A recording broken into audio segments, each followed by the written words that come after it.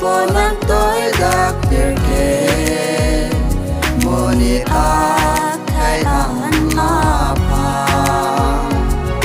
moni RJNC Hachelo Jisu Pini moni RJNC Hachelo Jisu Pini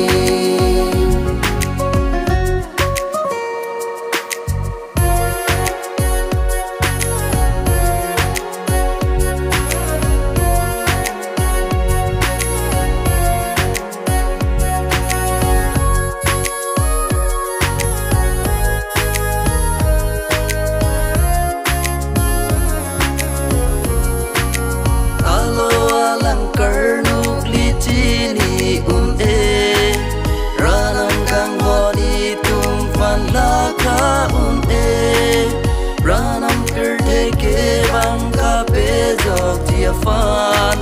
moni akhedo anafan talo alang karnu klicini unde ranam kanghoni tumfan laka unde ranam pirdeke bangka pejok tiafan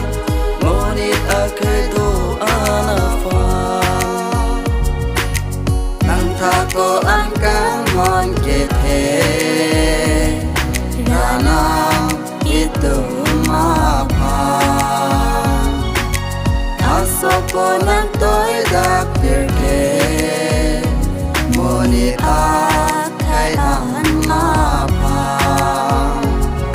moni RJNC Hachelo Jisu Pini